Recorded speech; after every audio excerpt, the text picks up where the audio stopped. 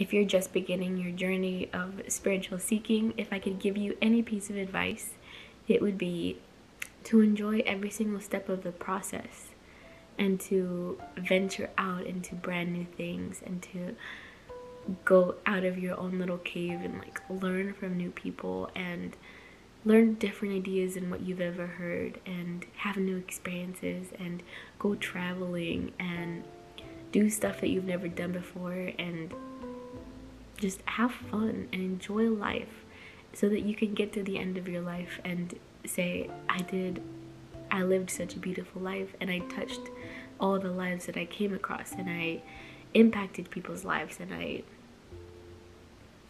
lived fully and I lived courageously and I had so much fun and I laughed and I cried and I loved and I lost and I gained so much experience and I allowed myself to grow and I allowed myself to go through hardships and then to get better because of them. The spiritual path is no ending. The spiritual path is a path. You just keep walking and you just keep meeting whoever you're supposed to meet.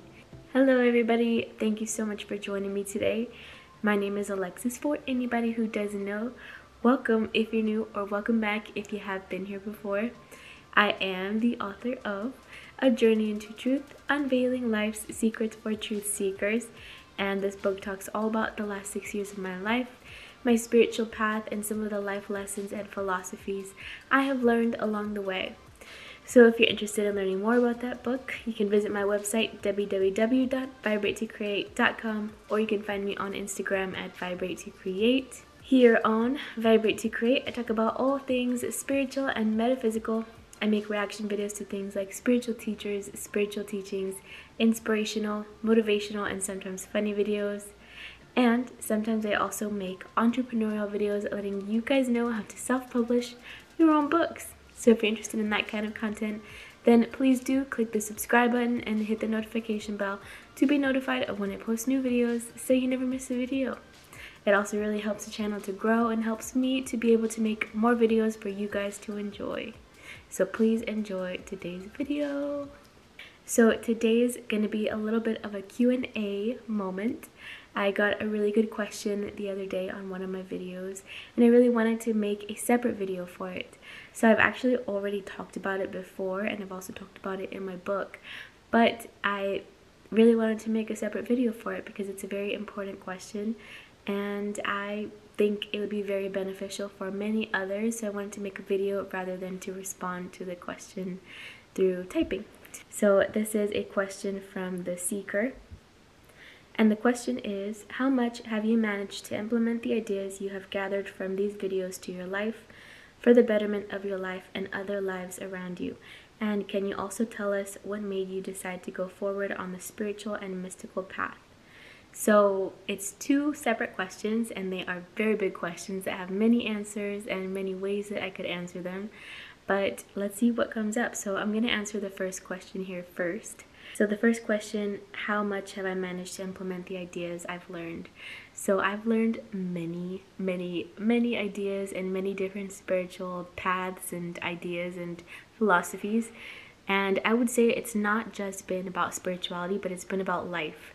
And I've learned a lot from my own personal experiences, and that includes things like life and death situations and health issues and, you know, losses when it comes to breakups and, you know, just life itself has taught me so much. And I would say I think my life has taught me much more than, you know, a book has taught me. And that's why I always say it's so important to learn through your own experiences and your own inner world, your own sense of what is the right thing for you personally, because I think each of us has our own paths in life. And from a very young age, I felt very, I would say I didn't like dogmatic ideas, and dogmatism, it's almost like to put it into simple terms is, oh, this is the right way and this is the only way. So I grew up in a Christian household that was very religious, and it was almost like I have to go to church. I don't really have a choice in the matter. It was just kind of like a way of life, and it was very fear-based. Like I remember one time hearing someone say like, oh, one day there's going to be the rapture and there's going to be people flying up into the sky who have done good things, and all the other people are going to be left in hell and they're going to burn for eternity. And the really scary ideas. When you're a little kid, it's like, oh, I better be good or I'm going to go burning. Like, oh, heck no. So, but yeah, I remember really not liking dogmatic ideas and not liking to be forced into something. So I kind of strayed away from religion and institutions and, specific books that you have to read and you have to follow these rules and these ideas and these groups of people. So my spiritual searching didn't begin until I was 19 years old. And that was because I came across this man who was in my college classroom at 19 years old. So he talked about music healing, and he played his guitar for us, and he talked about Albert Einstein and physics and energy and vibration. And I remember that was the first time in so many years that I felt so calm and at peace, and like everything was going to be okay, and like my life was about to change, and something big was about to shift. And up to that point, there were many hardships that I was experiencing. Like I had cancer when I was 16, and so they took out my thyroid. The doctors took out my thyroid through surgery. And during the operation, my parathyroids were also taken out, and this is the gland that takes care of the calcium in the body. And so it also helps with like nerve function and things. So it was tough because I had this moment where my whole face was twitching, I couldn't move my hands, and I couldn't speak, and I was just crying with my whole body, freaking out. And so that was a really close encounter with the understanding of I'm not this body, and really was one of the big reasons why I wanted to dive into what happens in the afterlife, and is there a such thing as spirits who can talk to people, or do we live on after we die? Am I this body? What is the deeper nature of Alexis, the deeper nature of me before I was born in the world, the spiritual nature, we should say. So that was at 19 years old that I began that journey into spiritual seeking and searching and diving into myself. And so after that class, I went home and I was looking up online things like old souls and like reincarnation and just different kinds of ideas. And that was also the time that I started to learn about people like Edgar Cayce and trance and psychism and the soul and the deeper nature of humanness and psychism and intuition and developing your intuition. And so most of it was online at first. And then I went into bookstores and I started to go to the spiritual section and metaphysical section, and I would buy books there and I would read books. And then I started to like venture out into the world. I have to change my battery. I'll be right back. I'm back. Okay, so then I started to venture out into the world, and I started to learn from people. So from different kinds of religions or backgrounds or spiritual paths, but I wanted to learn from real life other people. So the first people that I met were the Soka Gakkai International Buddhists, and they were very sweet people. And I learned about their ideas. They taught me about Nam-myoho Renge Kyo and the Gohonzon, and it's a Japanese tradition or idea. So I learned about the Soka Gakkai Buddhism religion, or whatever is that a religion? I'm not sure. Ideas, their philosophies. And it's very beautiful. But I also understood deep within that this was not it. This was not the truth. And I wanted to keep searching and keep looking for real divine truth, like the absolute ultimate truth.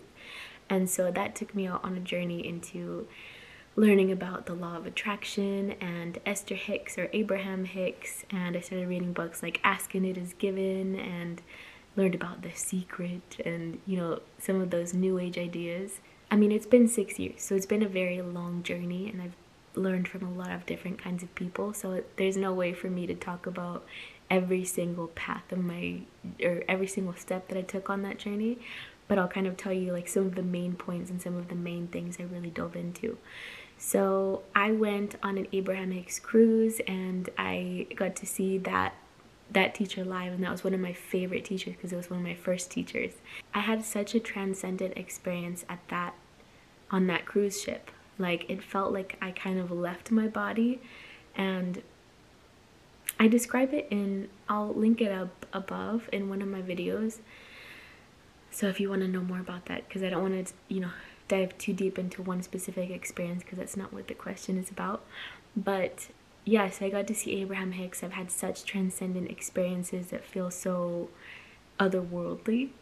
But yes, I learned about that. I learned about things like lucid dreaming, and went also into scientific ideas and scientific research about lucid dreaming and research about out-of-body experiences, and like learned about meditation, and I met monks and just like went searching. And for this time period, so for about this 6 years, I was really off of social media. So I didn't use Instagram, I didn't use YouTube. I would go on social media to learn about spiritual ideas, and I would learn about things, but I wasn't posting anything or making anything. And I think that was very important for me, because before my journey started, I was very seeking validation or seeking love from other people through my pictures, or wanting to be loved from others. So this 6 years, this 6-year period was very much about finding that within myself, and learning about myself, and learning about what matters in life, and diving into philosophies, even like Aldous Huxley, is that how you say his name? Alan Watts' philosophy about what matters in life. Does money matter? If I can't keep it, because I understood the impermanence of life through my death experience, or close to death experience, does money matter if we can't take it? What is the meaning of life? What is the meaning of the deeper nature of who I am? And just really wanting to understand for myself. So it was never about, okay, I'm gonna learn how to do this and then I'm gonna go do it for others. It was like, I'm in such a bad place, like in life, in myself, in the way I feel, in the anxiety and the fear and the sadness and deep depression, and I need to find a way out. So this was my way out of the cave. So I went searching through all these different things. I learned about mediumship, and I saw Cindy Keza live, who is a medium. And mediumship is all about connecting with loved ones who have passed on, and giving information to people who are in the physical world. And so I learned about that, and then eventually I went and started training as a medium with someone named Michael Mayo. And so I met like someone named Gordon Smith, who is also a very well-known medium. James Van Prague, he's worked with Eileen Davies. So there's a school called the Arthur Findlay College, and that school teaches about esoteric beliefs and metaphysics and mediumship and trance and things like that. So along my journey, I've been on many different paths and learned from many different kinds of people with different thoughts. And then I also dove into shamanism, so like learning from traditional shamans in the jungle, and doing ayahuasca and wachuma, and learning about these ancient ways of helping ourselves spiritually, and learning about the spiritual nature by actually diving into this other dimension and healing from there. So I also learned about Reiki, and I did a Reiki training, and I did family constellations trainings, and that has been intense. But family constellations has been one of my favorite modalities for helping. But that's a lot of things, I know. So I've taken so many paths and what I've learned. So let's kind of go into here how this has changed my life.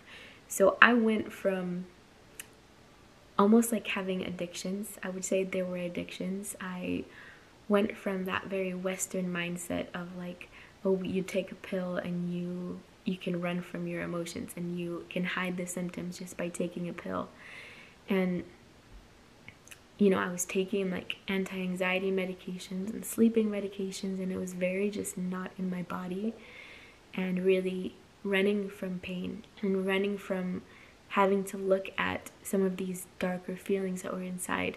And especially when you're young, you don't have very good coping mechanisms, and you don't know how to deal with some of these hard things in life, like it's trauma.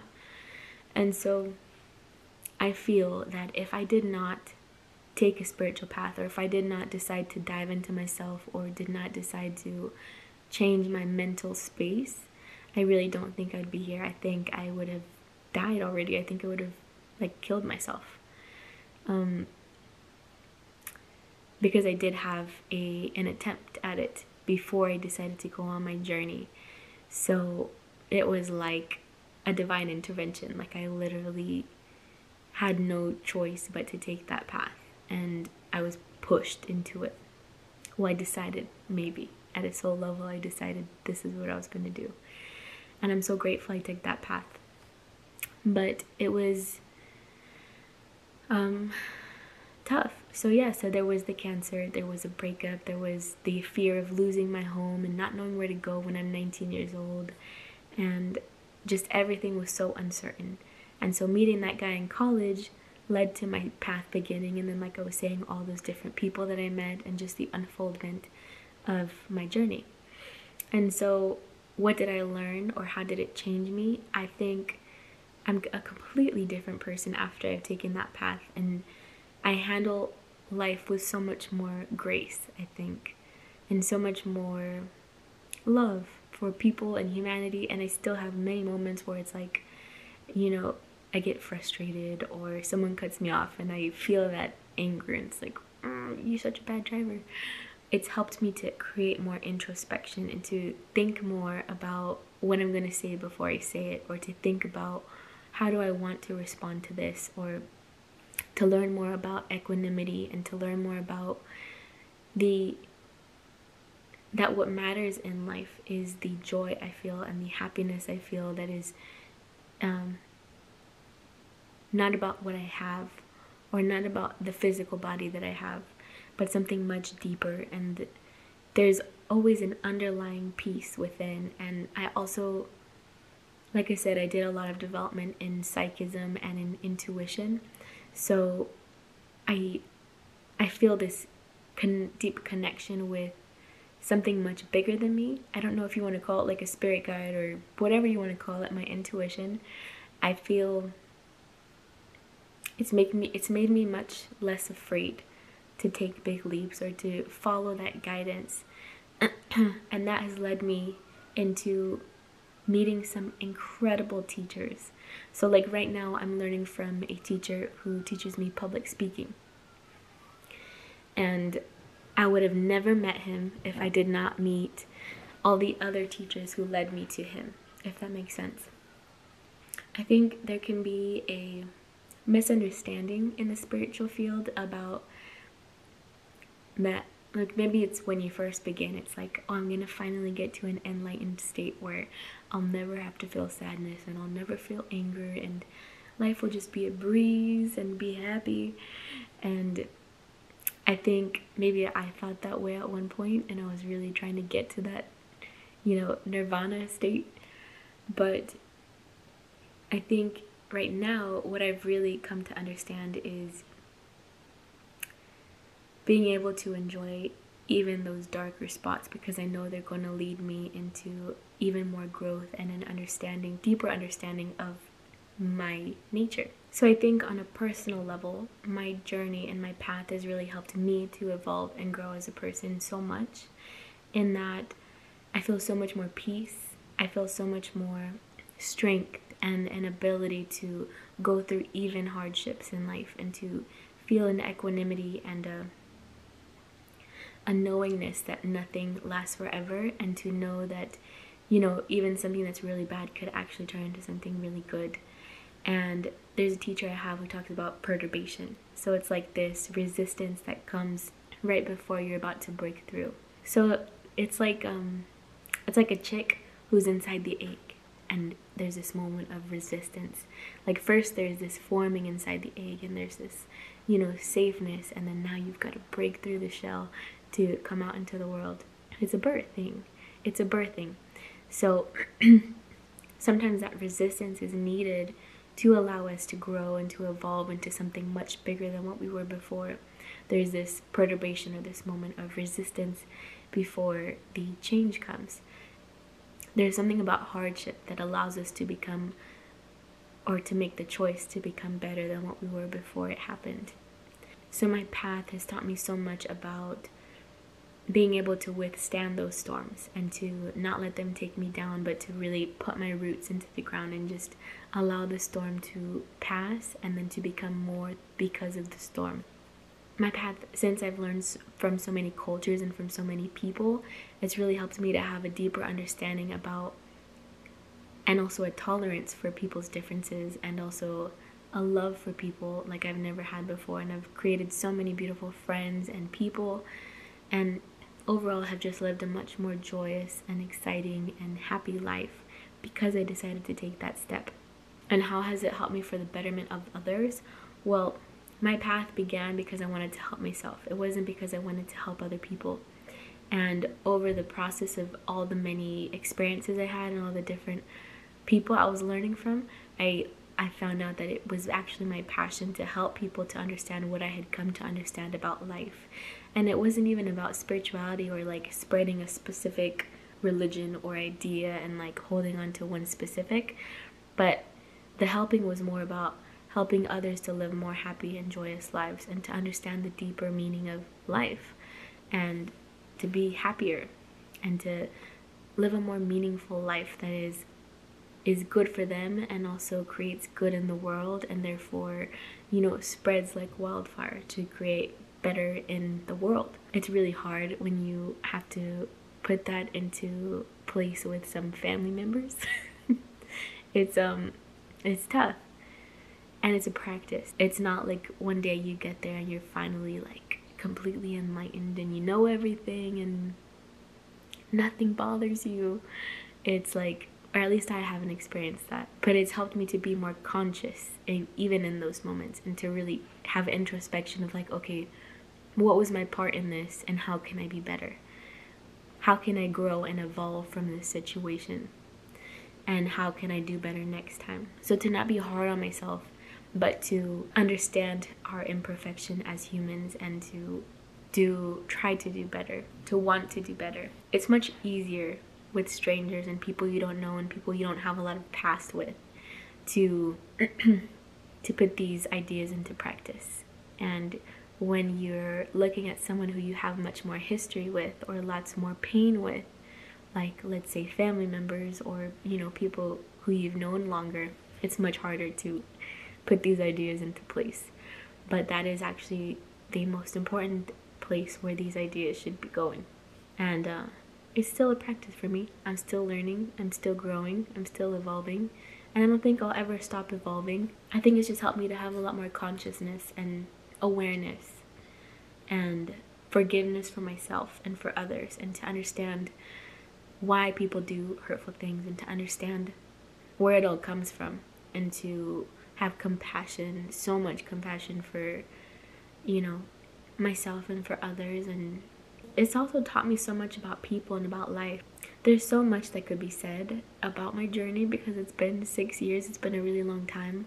I guess one of the big things that I learned is to not take anybody's truth as the absolute truth, but to stay eternally open and to keep seeking, to keep learning, to keep growing, and to enjoy the process, to enjoy the journey, because the journey will never end. It's eternally going to evolve, and you're going to eternally develop as a person, as a human, as you age, as you gain new experiences, as you gain new wisdom. No book, no crystal, no process, no teacher has all of the answers, and you will never have all the answers. And I was talking to this, he's a shaman, and he does Wachuma ceremonies in Peru. And he was talking about how he was studying like history or something, and he kept learning about the history of the world, and he was actually a tour guide. And he knew so much up here, He had so much of an intellectual understanding of the world and of history and of all these different ideas, and just kept putting new ideas in his mind.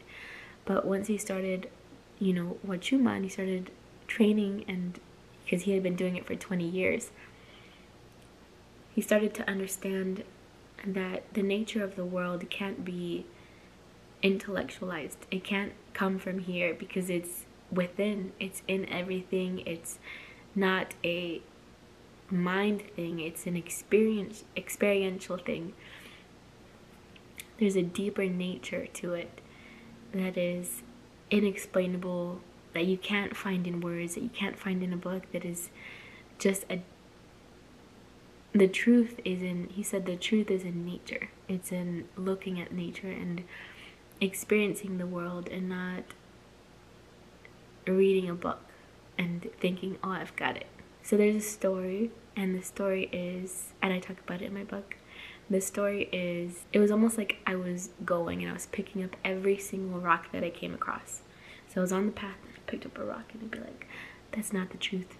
And I pick up a rock and I'd be like, I really like this one, but it's not the truth, and drop it, and keep picking up all these rocks looking for God and looking for what is the nature of reality. Who am I?